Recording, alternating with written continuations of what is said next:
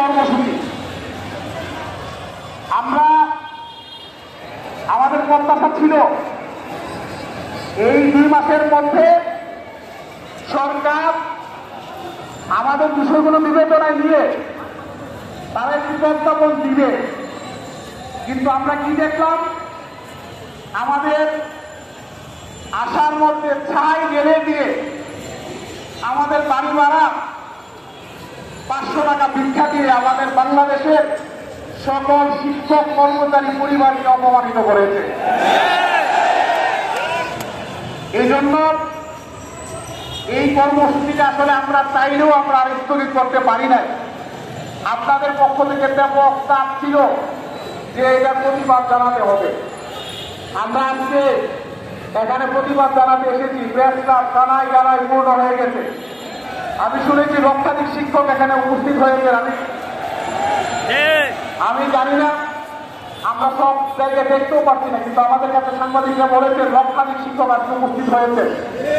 আমার মনে হয় জাতীয় প্রেস ক্লাবে এই পরিমাণ শিক্ষক বিগত কোনোদিন উপস্থিত হয়েছে কিনা এটা আসলে আমাদের জানা নাই।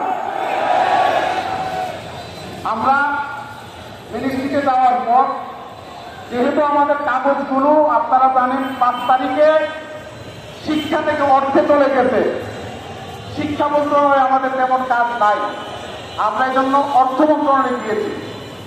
আমাদের অর্থ উপদেষ্টা মহোদয় এবং অর্থ সচিব মহোদয়, ওনারা নিয়োগে আছেন 2 জন, ভারপ্রাপ্ত যিনি সচিবের দায়িত্বে আছেন তাদের সাথে আমরা লম্বা সময় আলোচনা করেছি।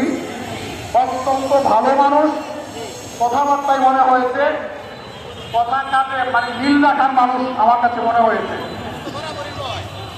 আমরা ওনাকে বলেছি, উনি মনোযোগ দিয়ে আমাদের কথাগুলো শুনেছেন। প্রথমে বলেছেন আপনাদের কাজ তো শিক্ষায়, এখানে কেন আসছে? আমি পরে বলছি শিক্ষার যে কাজটুকু ছিল এটা গুছায়া আপনাদের অর্থে পাঠানো হয়েছে, এবং অর্থ উপদেষ্টা, শিক্ষা উপদেষ্টা, অর্থ সচিব, শিক্ষা সচিব মহোদয়গণ হাইলি কনফিডেন্সিয়াল মিটিং করেছেন আমাদের বাড়ি ভাড়ার ব্যাপারে। সুতরাং কাজটা এখন আপনাদের অর্থ মন্ত্রণালয়, শিক্ষায় আর কাজটা নাই। আমরা মনে করেছিলাম যে মিটিং এর পরে মন্ত্রণালয় সম্ভবত একটা সিদ্ধান্ত জানাবে, কিন্তু মন্ত্রণালয়ের পক্ষ থেকে সিদ্ধান্ত না পাওয়ার কারণে আর আপনাদের এই অসম্মানজনক 500 টাকার বাড়ি ভাড়ার প্রজ্ঞাপনের কারণে আমাদের শিক্ষকরা ক্ষুব্ধ হয়েছে। উনি নিজে এটা স্বীকার করেছেন যে 500 টাকার মানে প্রজ্ঞাপনটা আসলে মানে এটার সাথে উনিও একমত না, যৌক্তিক উনি মনে করেন নাই। আমরা উনি তখন আমাদেরকে বলছেন যে আপনাদের দাবিগুলো বলেন। আমরা একেবারে আপনাকে বলেছি যে আমাদের উপদেষ্টা মহোদয়ের সাথে 13 আগস্টে যে আলোচনা হয়েছিল 20% বাড়ি ভাড়া, 1500 টাকা মেডিকেল ভাতা আর কর্মচারীদের জন্য 75% উৎসব ভাতা, এই 3টা বিষয়ে সিদ্ধান্ত হয়েছিল এবং 2 মাস এটা নিয়ে তারা কাজ করেছে। কাজের প্রতি অনেক বন্ধর ছিল, যার কারণে আজকে আমাদেরকে এই 5 তারিখে 12 তারিখে প্রস্তাব আসতে হয়েছে। উনি তখন বললেন যে আপনাদের বিষয়গুলো নিয়ে আলোচনা হয়েছে, উপদেষ্টা মহোদয় যেহেতু 2 জন এখন বাইরে, আমি ভারপ্রাপ্ত দায়িত্বে আছি, আমার পক্ষে এখন কোনো সিদ্ধান্ত দেওয়া সম্ভব না। তবে এইটুকু বলতে পারি, স্যাররা আসার আধা ঘন্টার মধ্যে আমি আপনাদের বিষয়গুলো নিয়ে কথা বলব। উনি আমাদেরকে অনুরোধ করেছেন যে মানুষের দুর্ভোগের বিষয়টা আপনারা একটু মাথায় নিবেন। আসলে তো প্রেস ক্লাবে ব্লক হয়ে গেলে মানুষের দুর্ভোগ হয়, এটা বিবেকবান শিক্ষক হিসাবে আমরা সবাই এটা বুঝি। আর প্রেস ক্লাবে ব্লক হওয়া মানে সারা শহরের মধ্যে আপনার জ্যাম তৈরি হয়ে যায়, এটা আমরা বুঝি। আমি তাকে বলছি যে আমরা আসছি এখানে প্রজ্ঞাপনটা দিচ্ছি, আমরা সরকারের বিপক্ষে যেতে চাই না, বিপক্ষের লুকও না, বরং সরকারের সকল মাঠ পর্যায়ের সিদ্ধান্ত সরকার আমাদেরকে নিয়ে বাস্তবায়ন করে। সুতরাং আমরা সরকারের সাথে কোনো বিরোধে যাব না, আইন শৃঙ্খলা রক্ষাকারী বাহিনীর সাথে কোনো বিরোধে যাব না। আমরা আইন শৃঙ্খলা বাহিনীর পরামর্শে সুশৃঙ্খলভাবে অবস্থান করে আপনাদের সাথে আলোচনা চালিয়ে আমরা প্রজ্ঞাপন নিয়ে এখান থেকে যাব। ভাইরা আমার, প্রজ্ঞাপন নিয়ে দেখতে তাহলে অনেক ত্যাগ স্বীকার করতে হবে। আপনারা কি পারবেন? পারবেন আপনারা? আমাদের ইতিহাস আছে, আমরা 18 সালে 20 দিন প্রস্তাবের রাস্তায় ঘুমিয়েছি।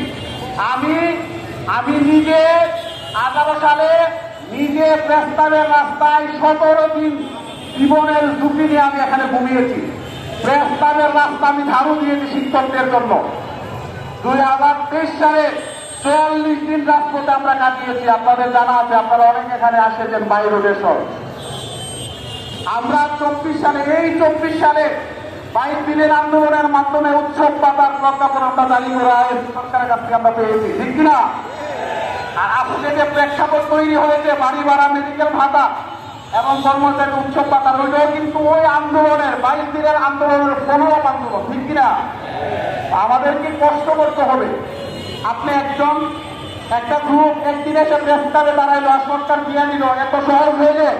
প্রতিদিনই এখানে বড় বড় সমাবেশ হইত, ঠিক কিনা? তাইলে আপনারা সবাই তো ইনশাল্লাহ ওই 20 সালের মতো 5% ইনক্রিমেন্ট বৈশাখী, 44 সালের মতো আন্দোলন এবং এই বছরের 22 দিনের উৎসব পাতার আন্দোলনের মতো আন্দোলন লাগাতার করতে রাজি আছে তো ইনশাল্লাহ? নাকি সন্ধ্যার সময় সবাই চলে যাবো আমাদের ছেলে দুধের নেতৃত্ব সবাই আন্দোলন করে আদায় করে দিবে আর আমরা বাড়িতে চলে যাবো, একদিন শেষ আমাদের? এটা হবে নাকি? আপনাদেরকে কথা দিতে হবে, যদি আপনারা আমাদেরকে লাগাতারে রাখতে চান, আপনাদেরকে বাড়িঘর, সংসার, স্কুল সব কিছু ছেড়ে এই লাগাতার